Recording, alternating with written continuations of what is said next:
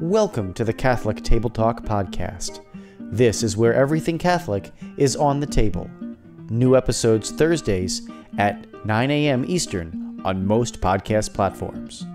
Here's your host, William Sauber. Welcome back to the show, everyone. Again, thank you for just taking the time out of your day and spending it with us and just all your continued support of the show. And we are on episode 142 today, and we're going to talk about something at the table on this week's show that is something that maybe you left back at your desk table back in high school. The topic is philosophy and how and why should we know it? A lot of people like me, no offense to philosophy or anything, but I can't put it down in the basement of school things like English, math, and philosophy. They're kind of more my not so, not so hyper and excited to learn about when I was in high school. But again, with the Catholic faith, is it connected? A lot. You have to be a priest. Excuse me. If you're gonna be a priest, you have to know philosophy. So why is it important? How is it important? Why should we learn it? Now you got cool people like Aristotle, but is there what else is there? Why should we know it? So that's what today's topic is on for episode 142 is why you should know philosophy. And we have a special guest coming on the show today, making us Catholic Table Talk debut. Easy for me to say on my own show. Um, is Mr. Dave Palmer, and Dave Palmer is a high school teacher on my own alma mater, homeschoolconnections.com.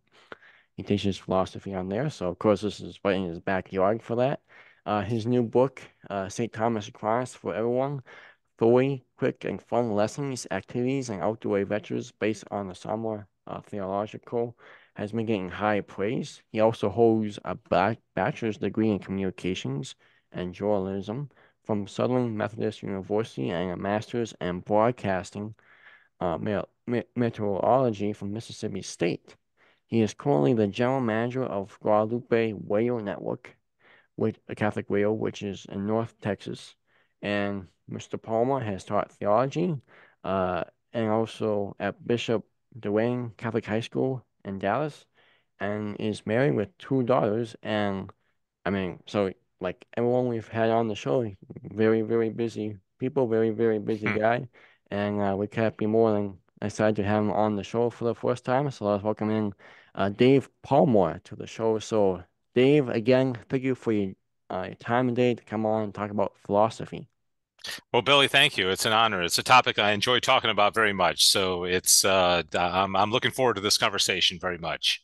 Awesome.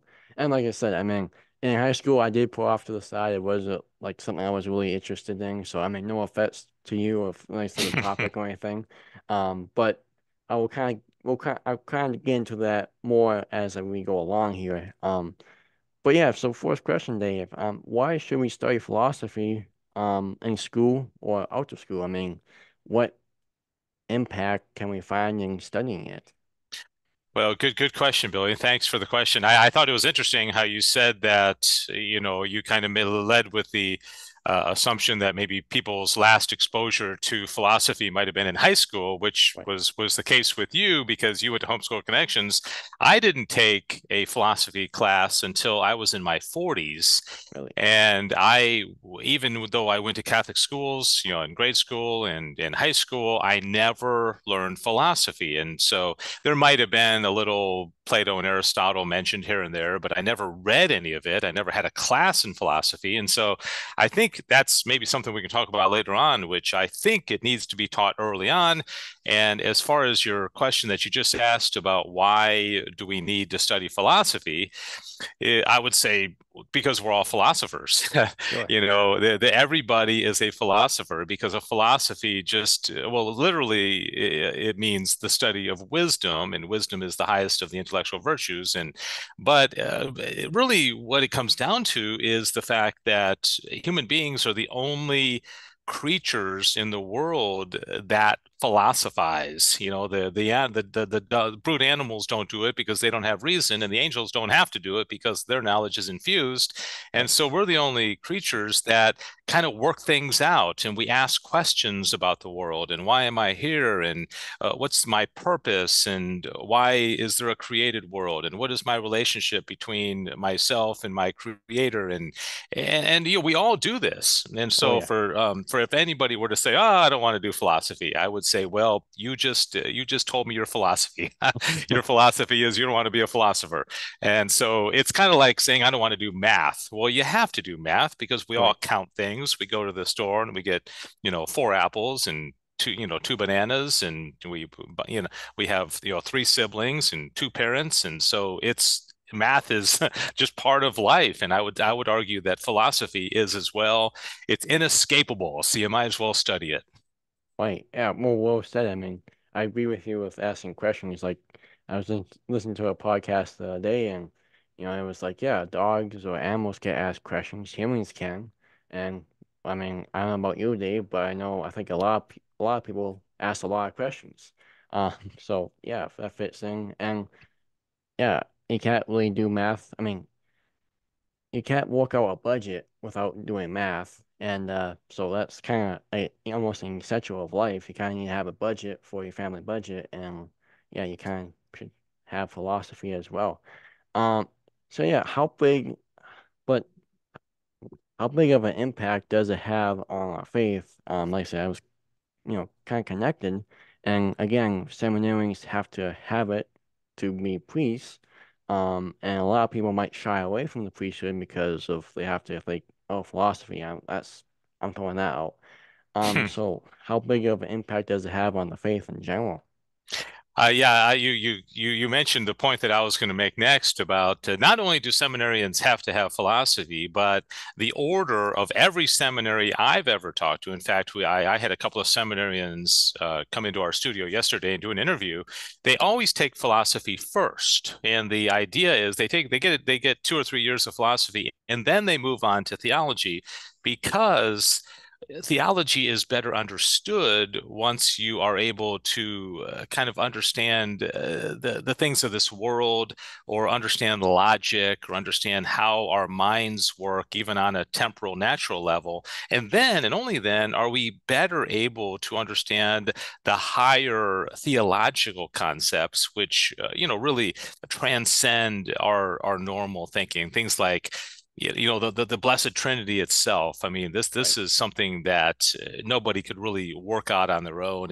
We believe it on faith, transubstantiation, or the existence of angels and these kind of things. But you first must have the foundation of being able to understand through the light of human reason before one really is able and capable of kind of ascending to these higher truths, which are the realm of theology. And Billy, if I may mention one other thing, which I should Yeah. have said in the last answer, is philosophy impacts our everyday life. One classic example I like to make, and not that this directly affects us, but like take the French Revolution. Okay, you Right. probably studied the French Revolution, 1789.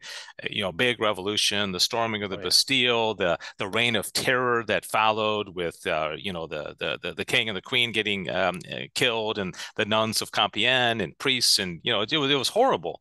Oh yeah. Well, what fomented that? Well, there was a lot of factors, but there were two philosophers in particular, Jean-Jacques Rousseau and Voltaire, whose writings did a lot to foment the rebellion, and they were the philosophical and intellectual kind of catalysts that really caused the French Revolution to go. And they were both very anti-institutional. They were both, anti-Catholic to a large degree. Right. And so again, and you could look at somebody like Jean-Paul Sartre or Nietzsche or Kant or Hegel or Heidegger, or certainly Plato and Aristotle and St. Thomas Aquinas, and say there are things in our culture today that would be different if it wasn't for the thinking of these men that I just mentioned, and many more, both positively and negatively. Right. Absolutely. And I mean, well said. I mean, I didn't know how many people, I mean, just studying. I, okay, I think this might be a good time to mention this. So this past, not this, so a year ago, we went down to the seminary for a visit. Still thinking about being a priest, Dave. So we went down there with one of our priests and a few other guys, and we actually sat in on a philosophy class, and the instructor was really good. And yeah, like you mentioned, you learn like you gave all the names there. I mean, you learn about so many people and what they did and everything is just kind of mind blowing. And I came out of that thinking like, man, I have a little bit more like intrigue about studying philosophy because I mean, yeah, some of it I didn't, you know, it didn't really affect me as other parts, didn't get a handle on me. But again, you learn about all these people and what they did, not just, Aristotle and them, but other people, and it's really mind-blowing, and it's very, very, at least for me, intriguing to learn more and more about and how affecting the history, and affects the faith today, like we talked about.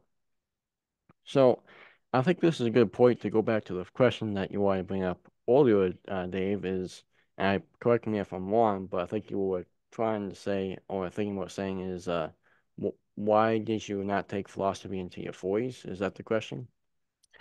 Well, that's a fact about Fact. me, and I Okay. guess I'd have to ask the principals and the administrators of the schools that I went to of why they didn't teach it. Now, I'm in my 50s. I'm a lot older than you, and I was not homeschooled. I went to Catholic schools, and again, I'm not trying to lay any kind of blame on them, but Right. I teach. You mentioned in the introduction my teaching at Bishop Dunn High School, but that was about 20 years ago. I'm currently teaching a class in person at a local high school called the Highlands here in North Texas, and Okay. I'm teaching theology, philosophy, and apologetics all together in 1 year. So I'm teaching the Summa Theologia to them, so they're getting the whole Summa, and they're also getting the history of philosophy. So we can lay side by side, let's say, the teaching of Friedrich Nietzsche versus St. Thomas Aquinas, or Immanuel Kant, or Georg Hegel, and so I think Catholic schools are teaching it now, but I think there was a period of time where they didn't think it was important, or there might have been just an idea that this isn't something that's necessary, especially for that age. But yeah, I it took me a long time to take a philosophy class, and 98% of what I know from philosophy has been self-taught. Yeah, Okay. it's been either reading the Summa, reading philosophy, watching YouTube videos, that kind of thing. So Sure. I'm playing catch up because I didn't get it when I was younger. No, and I mean, those are great resources to do on. I mean, YouTube and everything. I mean, I'm not a big mechanic or anything, but it's nice to watch YouTube and learn that stuff. So, Hmm. and the thing is, you're making the effort to do it. Now, like you said, a lot maybe they didn't think Catholic schools didn't think about you know teaching it back when, which there has been a lot of talk about back when Catholic teachings, catechesis weren't really that great, or, kind of led to the troubled times that we're having today in the church. That's what the talk is. I mean, here on Catholic Radio a lot.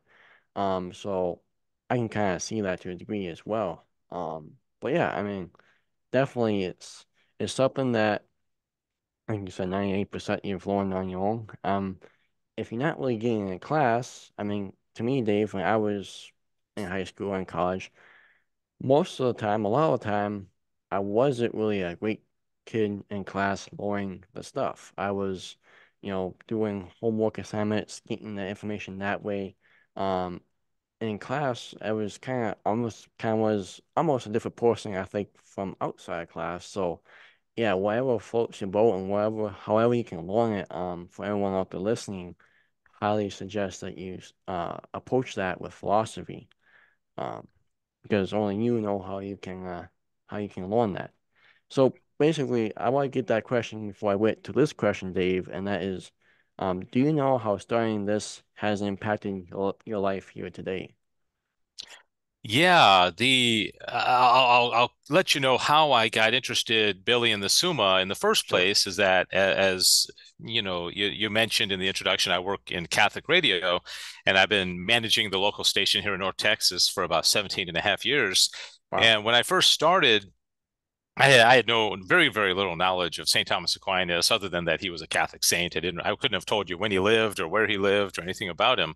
But I kept hearing his name pop up on Catholic radio a lot, and Right. experts were quoting Aquinas and in a lot of different areas.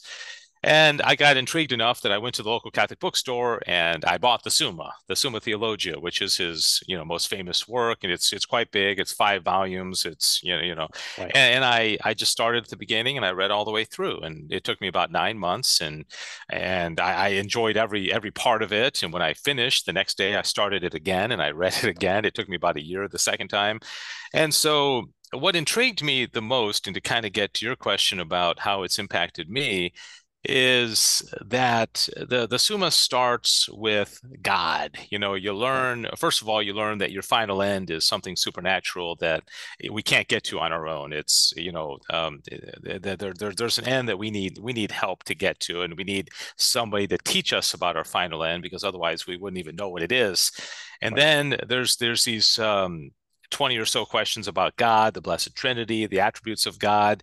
And if you're like me, you read about God and his simplicity, and he's infinite and eternal and one and infinite and perfect, and you're very intrigued by God, and it's a very appealing being that's being spoken of. And then you find out that there's relations within the Blessed Trinity, and then he goes into angels, and you're like, oh, okay, well, I can kind of relate to angels. They're very much like God, but they're not God. They're creatures like us. They got intellect, they got will, and then into human nature. And so now you're starting to think, wow, I I'm like angels, but I have a body, so I'm also like my dog because I Right. have passions and I have a body and I have, physical needs that angels don't have, and I'm like God, and wow, I'm made to His image and likeness, and so, and I know my final end is to unite with God, and so really the Summa teaches us the meaning of life and what it means to be a human person, what that dignity entails. And not only do I all of a sudden have a greater understanding of who I am and what my purpose and meaning in life is, but also the dignity of you and every other person I meet.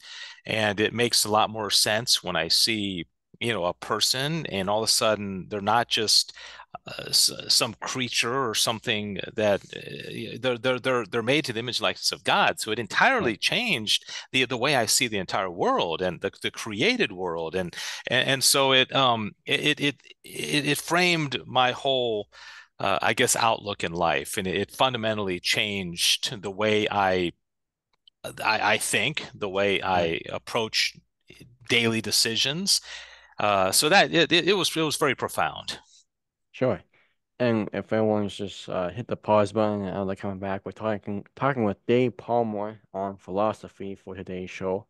And so great episode so far. And again, welcome back. So with that, I have not read the Summa yet, Dave. And again, I mean, I know St. Thomas Aquinas. I don't know him probably as much as I should still. But how? I mean, you read the whole book in 9 months. It'll probably take me for sure a year to read that, if not more, just because I'm a slow reader. I start a book and then I kind of keep going, and then I stop and then I restart it, and it's not a pretty process. But how like I mean you walk through the book and how many pages is it or chapters? I wish I had it here with me, but it's like that big. It's in five Okay. volumes. It's thousands and thousands of pages. The Summa is broken up into, well, treatises, and then there are questions, Sure. 631 questions approximately, and every question has articles, and 2, 3, 4, 5 articles, and so there are about 3,000 articles. And just so that you kind of can understand, the most famous article of the Summa is about the five proofs for the existence of God. You may have heard of that before, right? And first, unmoved mover and uncaused cause and that kind of thing. Well, that's only one article, so Wow. that's the one Yeah. article that a lot, but there's 2,999 other articles, and every article is broken up into various parts as well. So it's vast, it's big, but if you ever decided to take up the Summa, and like you said, you read slowly, and that's probably advisable. Just it's not. I don't know that everybody is called to pick up the Summa and read it, but if you Sure. do and you enjoy it, well, then keep reading it. And if not, then maybe read a summary of it by somebody like Dr. Peter Kraft, or even G.K. Chesterton wrote a great book on Aquinas. Sure. Uh, but you might want to give it a shot. It's all free online. You don't have to go buy it. You can get it online. Okay. Awesome. Well, I like how you said I mean, you read slow and steady. I'm like, yeah, it's like it's definitely slow and steady for me. But hey, like I said, whatever floats your boat for people out there. And again, St. Thomas Aquinas is just one of many people who can learn through philosophy. So it's if you like Aristotle or anyone else, get to know them as well. And so this is kind of, I want to throw this pop-up question in here, Dave, real quickly. I like how you said it really, reading that book has really impacted the way you look at life. And I mean, I totally agree with your point there, because again, you look at people with like they're created in the image and likeness of God. They're not different objects or anything. Like the world sees people kind of today with all the human trafficking and all that stuff going on in today's society. Um, and this is maybe a little more of a broad question, but like, how do you, uh, or do you, okay, trying to find the right words to say here. How much do philosophy would you say that your radio station puts out every day? Like how much uh how much philosophy does everyone at your station talk about that maybe that us who are listeners don't really pick up on as much, Yeah, if that's a that great makes sense. question. Okay. As far as like focused programs that are about philosophy, there are very few of those that are like laser focused on philosophy. Although Right. on our network, Guadalupe Radio Network, I host a show called Back to the Father, which is on not on the radio, but it's on our social media platforms like Okay. X and Facebook and YouTube and Rumble. And that's on Fridays at 1 o'clock Central Time, where I focus exclusively on topics related to the Summa Theologia. Sometimes I'll go off and maybe talk about another philosopher, but it always comes back to be compared to St. Thomas. But then, even though there may not be shows that are exclusively about philosophy, you're going to hear a lot of philosophy mixed in. Like I said originally, 17 years ago when I started working in Catholic radio, I heard people talking about St. Thomas Aquinas all the time, Oh yeah. or St. Augustine, or some of the Aristotle. You mentioned Aristotle, and you want to study Aristotle, read the Summa, because Thomas quotes Aristotle a lot. Okay. He calls him the philosopher. That's the name that he calls him, the philosopher. And you're going to get Plato, you're going to get Augustine, you're going to get Jerome and Chrysostom and Damascene. And so Thomas loves to quote other church fathers, quote scripture, quote even Muslim philosophers like Averroes and Avicenna, and Jewish leaders like Moses Maimonides. So yeah, you're going to get a lot, Sure. and not it's not just Aquinas saying, "Hey, here's what I think." What Right. he's doing, he's building an argument using the great minds of the past in order to put together, his opinions on things. Gotcha. Well, cool. Awesome. Well, I'll make sure I'll try adding as much as I can in the show notes below for everyone. And again, I kind of want to throw this pop-up question, one more pop-up for you, Dave, before we wrap up the show today. Is that so? Let's say you're approached by someone either comes into the station or maybe someone who's on the street, and you talk about philosophy, and they're really you know they don't know really much about it. They don't know they have doubts about it, let's just say. what is your kind of go-to saying, hey, this is how you can learn about philosophy? I mean, we're talking about the symbol and everything, but what if someone, again, this is for anyone who's listening, is you say, hey, John, what's the deal with this philosophy stuff? I mean, this it seems a little random to me. Like, can you help me understand it? What is your go-to, I guess, kind of projects, resource to go to on that? Yeah, okay. Yeah, the it depends on if the person wants to learn like Christian philosophy exclusively, like St. Thomas Aquinas or St. Augustine. You could, I would recommend if you want to get an introduction to St. Thomas Aquinas, get the book by G.K. Chesterton called The Dumb-Ox. Okay, It's not long, and of course G.K. Chesterton is a brilliant writer, and right, it's really really interesting. And I would if you want to learn just about philosophy in general, if you want to go from like the pre-Socratics to Socrates all the way to the modern day philosophers and learn a little bit about each of them, a couple of things. If you're a reader, then I would go to half price books or even your library or a bookstore, or even go onto Amazon and just get a history of philosophy book. You know, I have several of those. I still read them all the time and just maybe read through it, and you'll have an overview of just kind of the history of thought. And there's a guy on YouTube who just passed away last month. His name is Michael Sugrue, Sugrue. And he has a series of videos on YouTube which are absolutely fabulous. I think he's Catholic, although he doesn't really show his cards. His most recent sure, job was at Ave Maria University in Southern Florida. And he's kind of a straightforward approach, but his videos are just fabulous. He's a beautifully talented orator, and I would recommend if you want to learn about Kierkegaard or Hegel or you name it, sure, Aristotle or Plato. Just yeah, type in Michael Sugrue and find some of his earlier ones because he did a series. I think it was like in the 80s. I mean, there's probably at least 50 of them, wow, about 45 minutes long each. Just start watching those, but I warn you, you may get addicted sure, okay. because he's really good, and I would recommend that. And there are others, but those are a couple of things to get started with. Sure, absolutely. I mean, and again, I know I put you on the spot right there, Dave, so I thanks for that, just being for doing that. But yeah, so I'll have I'll find his page and put him in the show notes for everyone for easy access to that as well in the show notes. So look down in the description box, everyone, after the show. And Dave, to wrap up the show, I just kind of like to get I mean, all of it has been really great and everything, and it's been a really fun episode. I just kind of want to get your last remarks on philosophy, anything that we have not touched on yet, as well as just kind of, again, talk a little bit more about your job and your Catholic, Guadalupe Catholic Wayo down in Texas.